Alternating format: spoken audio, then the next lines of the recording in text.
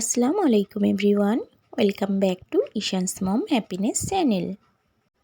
আজ আমি বানাচ্ছি সেই ভাইরাল অরেঞ্জ টি, যেটা ফেসবুক ইউটিউবে ভীষণভাবে ভাইরাল হয়েছিল।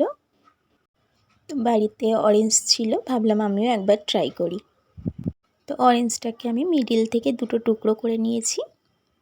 এরপর একটা ছুরির সাহায্যে খোসা থেকে আমি অরেঞ্জগুলোকে আলাদা করে নিয়েছি। খোসাটাও আমার কাজে লাগবে। ওভেনটাকে অন করে আমি একটা পাত্রের মধ্যে 1 কাপ পানি নিলাম। এর মধ্যে আমি অরেঞ্জগুলোকে দিয়ে দেব। অরেঞ্জগুলো দেওয়ার পর আমি মিনিমাম এটাকে 10 মিনিট বয়েল করব। অরেঞ্জটা এদিকে বয়েল হতে থাক। এটাকে আমি ঢাকা দিয়ে বয়েল করব। তো এটা এদিকে বয়েল হতে থাক। আমি গ্যাসের ফ্লেমটাকে মিডিয়ামে রেখেছি।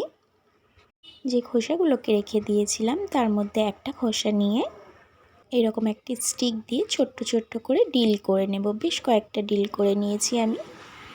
এটা এক সাইডে রেখে দিলাম। এদিকে এটা আমার 10 মিনিট মতো বয়েল করা হয়ে গেছে। আমি একটা ছাঁকনির সাহায্যে একটা জাগের মধ্যে ছেঁকে নেব। তো যারা এটাকে বানিয়েছেন অবশ্যই আমাকে একটা কমেন্ট করে জানাবেন আপনাদের কাছে এটা কেমন লেগেছিল। কারণ এমনিতে আমি চা খেতে একদমই ভালোবাসি না, বাট অরেঞ্জ ফ্লেভারটা খুব ভালো লাগে। তা সত্ত্বেও আমার কাছে এটা সেরকম আহামরি টেস্ট মনে হয়নি যে একবার বানালে বারবার বানিয়ে খেতে ইচ্ছা করবে, সেরকমটা মনে হয়নি আমার।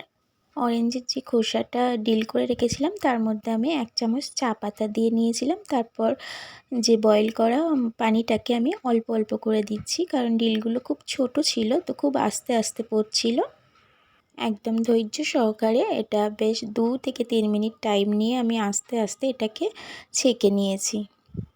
এরপর মিষ্টির জন্য আমি 1 চামচ মধু ব্যবহার করছি। আপনারা এখানে চিনিও ইউজ করতে পারেন।